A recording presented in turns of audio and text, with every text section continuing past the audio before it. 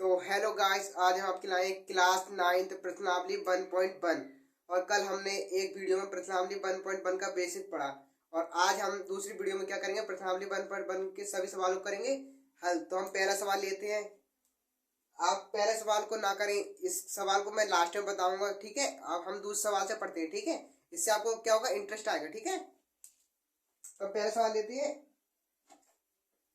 3 और 4 के बीच 6 परिमेय संख्या ज्ञात कीजिए। प्रश्न नंबर कौन सा है हमारा? प्रश्न नंबर कौन सा लेंगे हम? दूसरा, ठीक है। प्रश्न नंबर दूसरा। इसमें करना है 3 और 4 के बीच कितनी परिमेय संख्या लेनी है?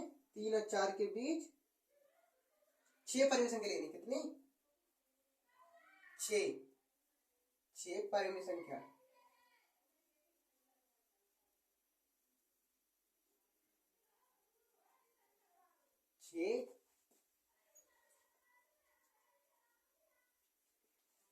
छह परिमेय संख्या ज्ञात कीजिए।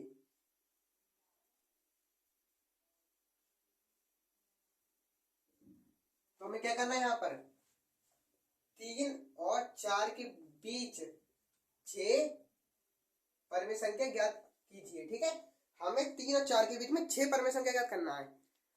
तो परिमेय संख्या क्या होती है? जो P बट्टे Q के रूप में होती है। P बट्टे Q के रूप में होती है। मगर ये P बट्टे Q के रूप में है। 3 और 4 P बट्टे Q के रूप में है, ये P बट्टे Q के रूप में नहीं है। तो हम इसको कैसे हल करेंगे? हम देखो कैसे हल करेंगे। हम इसमें 3 और का मतलब होता है प्लस, ठीक है। और करेंगे 4। इसके नीचे हम 1 मान सकते हैं अपनी मर्जी से। बट्टे में इसके नीचे भी 1 मान सकते हैं। कितनी परिमेय संख्या निकालनी है? मतलब 6, ठीक है। हम 1 बढ़ाकर गुणा करते हैं इसमें, ठीक है। 1 बढ़ाकर इधर कितनी है? 6 परिमेय संख्या। तो हम क्या करेंगे, कितनी परिमेय संख्या है यहाँ पर? कितनी परिमेय संख्या निकालनी है? मान लें 6। कितनी निकालनी? 6 परिमेय संख्या। तो हम क्या करेंगे, 1 बढ़ा के गुणा करेंगे। तो इसकी किससे करेंगे? 7 से। इसकी भी किससे करनी है? 7 से। इसकी भी 7 से और इसकी भी 7 से, ठीक है। अब ये तो P बट्टे Q के रूप में आ गई, ठीक है। अब क्या करेंगे, इसके इससे क्या करेंगे? गुणा। इसकी इससे गुणा, इसकी इससे गुणा, इसकी इससे क्या करेंगे? गुणा, ठीक है। 3 की गुणा 7 से करते क्या आएगा? 3 सत्ते 21 बट्टे 1 की 7 से करके क्या आएगा? 7, ठीक है। प्लस 4 की 7 से करके क्या आएगा? 4 सत्ते 28, ठीक है। 1 की 7 से करके क्या आएगा? 7, ठीक है। इस तरीके से उतार लेंगे। अब हमें क्या निकालनी है? 6 परिमेय संख्या। इसे हम ऐसे लिख सकते हैं 21 बट्टे 7, 22 बट्टे 7, 23 बट्टे 7, 24 बट्टे 7 और 25 बट्टे 7, 26 बट्टे 7, 27 बट्टे 7 और 28 बट्टे 7, ठीक है। यहाँ पे ये तो हमारे यहाँ पर ये चीज तो यहाँ पर है ही, ठीक है। ये चीज भी यहाँ पर है। तो हमें कितनी परिमेय संख्या है? 6। तो आप गिन लीजिए 1 2 3 4 5 6। तो ये हमारी क्या हो गई? 6 हो गई परिमेय संख्या। और परिमेय संख्या क्या है? ये P बट्टे Q के रूप में लिखिए। ये हमारा मान लो P है और ये क्या है? Q। तो ये P बट्टे Q के रूप में हो गई। तो ये हमारी क्या हो गई? 6 निकल आई परिमेय संख्या। अगर आपकी मर्जी है तो इसको उतार लीजिए, या नहीं भी उतारेंगे तो आपको कोई दिक्कत नहीं होगी, ठीक है। कोई भी दिक्कत नहीं होगी आपको। तो ये हमारी क्या हो गई? 6 परिमेय संख्या, ठीक है। तो इसको नोट कर लीजिए आप लोग। सवाल नंबर अब हम लेते हैं दूसरा, ठीक है, वो भी इससे रिलेटिव सवाल है, वह भी बहुत ही इजी सवाल है, ठीक है। इसमें हमें क्या करना है, इसकी जगह हम क्या कर लेते हैं, 5 कर लेते हैं। सवाल नंबर क्या हमारा, 3/,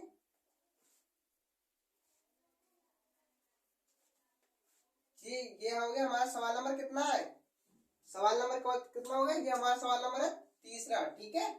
सवाल नंबर क्या है, तीसरा। अब हमें कितनी परमेशन निकालनी है, 5 परमेशन क्या, तो उसी की तरह हम करेंगे 3/5 गुणा में कितनी निकालनी परमेशन क्या, 5, एक बढ़ा के गुणा करते हैं 6 गुणा में 6 प्लस की जगह +4, ठीक है, बट्टे 5, इसकी गुणा में कितने आएंगे 6, इसकी गुणा में 6, ठीक है, कितने होंगे 18।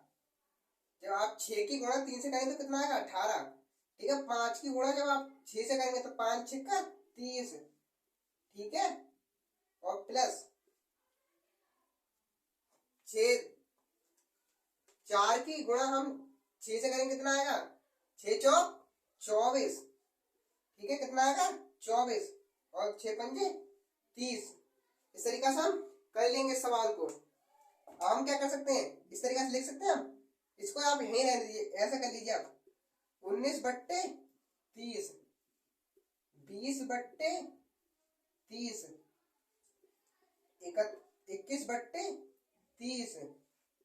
22/30, ठीक है, 23/30, और ये हमारी कितनी परमेशन क्या आ गई 5, 1 2 3 4 5, ठीक है, कितनी आ गई भाई 5 परमेशन क्या।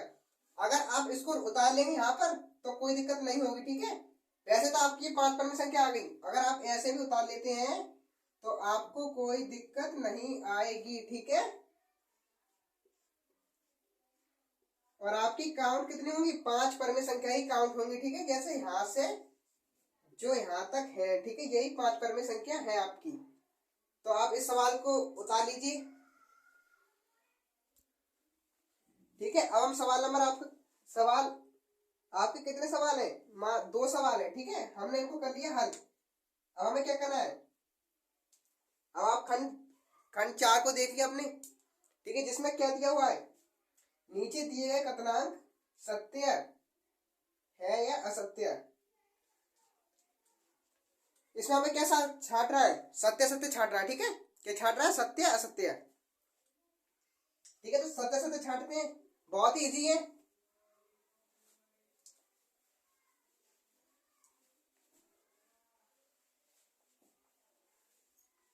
और इस सत्य सत्य को वही लोग छाट सकते हैं जिसने कल के लेक्चर में जो प्रश्नावली 1.1 का बेसिक देखा है, उसमें हमने परमे अपरमे और भी संख्याओं के बारे में बताया है, ठीक है, उससे रिलेटिव ये विकल्प है हमारी, ठीक है, उससे रिलेटिव है ये।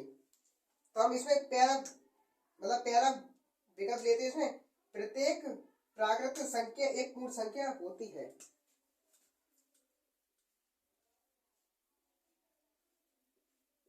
प्रत्येक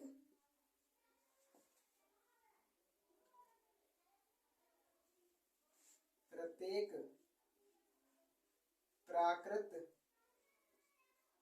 संख्या एक पूर्ण संख्या होती है, ठीक है। प्रत्येक प्राकृत संख्या एक पूर्ण संख्या होती है, ये हमें क्या करना, सत्य है असत्य में से छाट रहा है, ठीक है। तो हमने कल के लेक्चर में पढ़ा प्राकृतिक संख्या क्या होती है, जो कोई भी हो सकती है प्राकृत संख्या, जीरो से लेके 1000 तक कुछ भी, ठीक है, A to Z कुछ भी हो सकती है। जैसे कि कल भी हमने लेक्चर में बताया कि 10 12 14 15 या कुछ भी 1000 2000 10,000 लाख करोड़ कुछ भी हो सकती है प्राकृत संख्या में, यानी कि जो रियल लाइफ में उपयोग होती है, ठीक है, उस तरीके की प्राकृत संख्या। और हमें किससे कंपेयर करना है, पूर्ण संख्या, किससे करनी है? पूर्ण संख्या। पूर्ण संख्या क्या होती है हमारी? पूर्ण संख्या क्या होती है हमारी? एक मिनट ने देखा कि कैमरे में कोई इशू तो नहीं है। तो यहाँ पर कोई इशू नहीं है हमारे कैमरे में, ठीक है। तो प्राकृत संख्या क्या होती है? प्राकृत संख्या क्या होती है? जो कुछ भी हो सकती है, ठीक है। और पूर्ण संख्या क्या होती है? जो हमारी जीरो से शुरू होती है। किससे शुरू होती है? जीरो से। क्या होती है? शुरू होती है, ठीक है, शुरू होती है, जो जीरो से शुरू होती है हमारी। और प्राकृत संख्या को जो क्या होती है? जो कुछ भी हो सकती है। तो प्रत्येक प्राकृत संख्या एक पूर्ण संख्या होती है। ये सत्य है, ये सत्य है। क्यों? ये क्या है?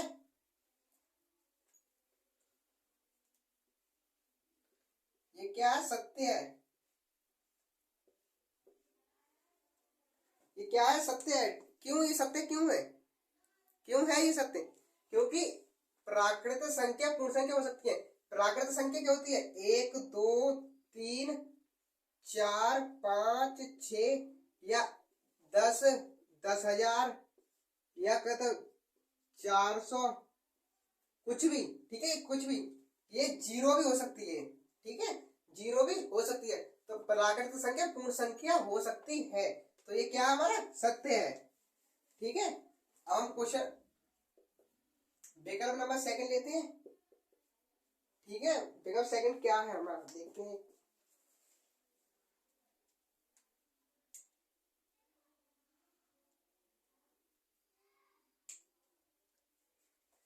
प्रत्येक पूर्णांक एक पूर्ण संख्या होती है।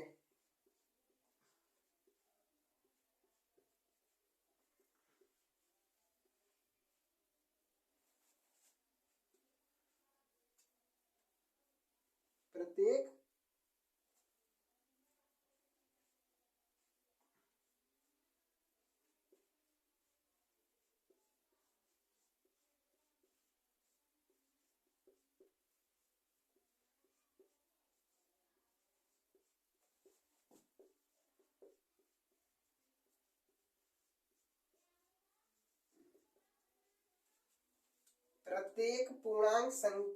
प्रत्येक पूर्णांक एक पूर्ण संख्या हो सकती है, ठीक है। पूर्णांक, अब कल हमने लेक्चर में पढ़ा पूर्णांक संख्या क्या होती है? जो प्लस माइनस में होती है, ठीक है, जो प्लस माइनस में होती है। जो प्लस में भी हो सकती है, माइनस में। जैसे कि जिसे हम जो हमने कल पढ़ा वो ऋणात्मक। ऋणात्मक ऋणात्मक का क्या मतलब होता है? जो संख्या माइनस में है, जो संख्या माइनस में, जैसे कि -4 इस तरीके से। या धनात्मक धनात्मक धनात्मक संख्या कौन सी होती है? जो प्लस में होती है। क्या होती है? जो प्लस में होती है। और पूर्ण संख्या क्या होती है? पूर्ण संख्या क्या होती है? जो जीरो से शुरू होती है, ठीक है, जीरो से शुरू होती है। तो प्रत्येक पूर्णांक एक पूर्ण संख्या हो सकती है? नहीं। क्या नहीं हो सकती है? तो इसका हम क्या लिखेंगे आंसर? असत्य है, ठीक है। क्या है ये हमारा?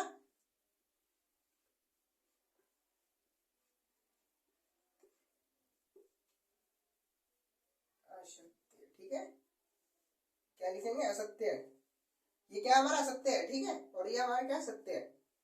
अब विकल्प नंबर तीसरा लेते हैं।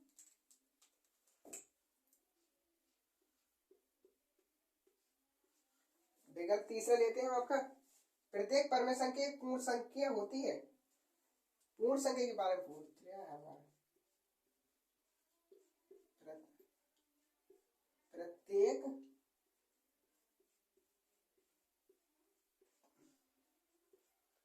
परमेय संख्या एक पूर्ण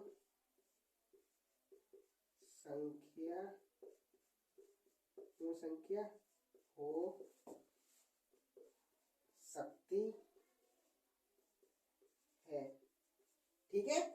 प्रत्येक परमेय संख्या एक पूर्ण संख्या हो सकती है? नहीं। क्यों? परमेय संख्या क्या होती है? जो P/Q के रूप में लिख जाए, ठीक है, जो पी बट्टे क्यू के रूप में लिख जाए। और पूर्ण संख्या क्या होती है? पूर्ण संख्या क्या होती है? जो जीरो से शुरू होती है। ठीक है, तो इनका तो कोई मैच ही नहीं हो रहा है, इनका कोई भी मैच नहीं हो रहा है, तो हम इसे क्या करेंगे? ये क्या है हमारा? ये क्या है हमारा? ये है असत्य। ठीक है,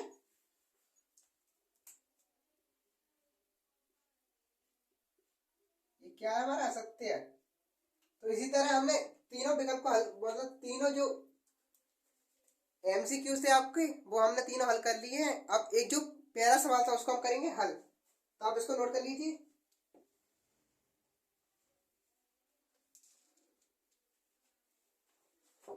तो आपका पहला सवाल, आपका पहला सवाल क्या है उसको हम करेंगे अब हल।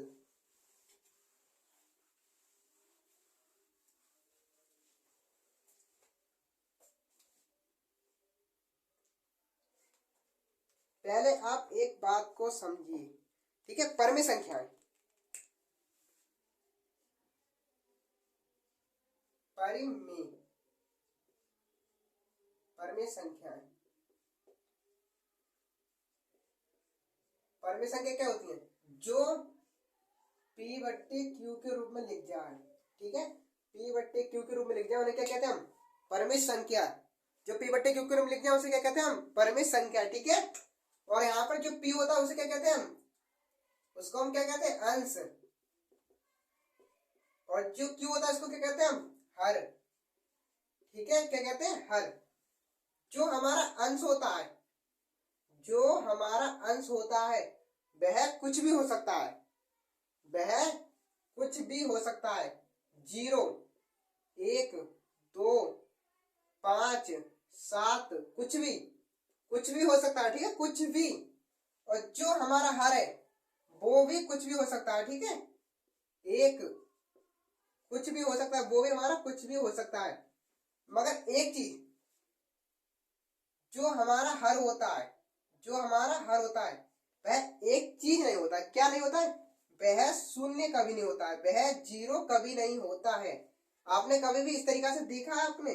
1/0, 1/1 मतलब 7/0 या 8/0, इस तरीका से यह कभी नहीं होगा। इसका हर कभी भी जीरो नहीं होता है। परमे संख्या में जो क्यू होता है वो वह कभी जीरो नहीं होता है। आपका जो पहला सवाल है वो इसी से ही रिलेटिव है। ठीक है, तो यहां पे हम क्या कर सकते हैं?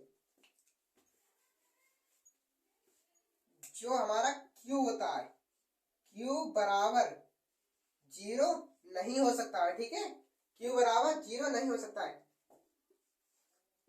क्यू बराबर जीरो नहीं हो सकता है। ठीक है, इस चीज को कल के लेक्चर, बेसिक लेक्चर में हम बताना भूल गए आपके लिए। अब हम सवाल नंबर लेते हैं पहला। ठीक है, तो यह आपका पहला सवाल है, क्या शून्य, क्या शून्य एक परमेय संख्या है? क्या आप इसे P/Q के रूप में लिख सकते हैं? क्या आप इसे P/Q के रूप में लिख सकते हैं? शून्य एक परमेय संख्या है, हाँ, इसे हम P/Q के रूप में लिख सकते हैं। मगर कैसे, कैसे हम इसको लिख सकते हैं P/Q के रूप में? हमने कहा क्या किया है? Q बराबर कभी जीरो नहीं होगा। ठीक है, P बराबर हमारा जीरो हो सकता है, क्या हो सकता है। ठीक है, तो हम इसे कैसे ले सकते हैं? इसे हम ऐसे ले सकते हैं 0/1, 0/2, 0/3 या 0/4। ये सब क्या है हमारी? ये सब क्या है हमारी? परिमेय संख्या। क्या है हमारी? परिमेय संख्या। ये हमारी क्या है? परिमेय संख्या है। ठीक है, हमारा क्यू तो जीरो नहीं है, क्यू थोड़ी जीरो न, क्यू को हम जीरो नहीं लिख सकते हैं, मगर पी को हम जीरो लिख सकते हैं। तो हम, अगर ये सवाल आए तो आपको सिर्फ इतना ही करना है, क्या शून्य एक परमेय संख्या है? क्या आप इसे पिवट क्यू के रूप में लिख सकते हैं? तो हम इसे पिवट क्यू के रूप में इस तरीका से लिख सकते हैं। ठीक है, तो इसी के साथ इस वीडियो के आपके सभी सवालों को हमने हल कर दिया है। तो अब हम कल मिलेंगे नेक्स्ट वीडियो के साथ प्रश्नावली 1.2 में। तो थैंक यू।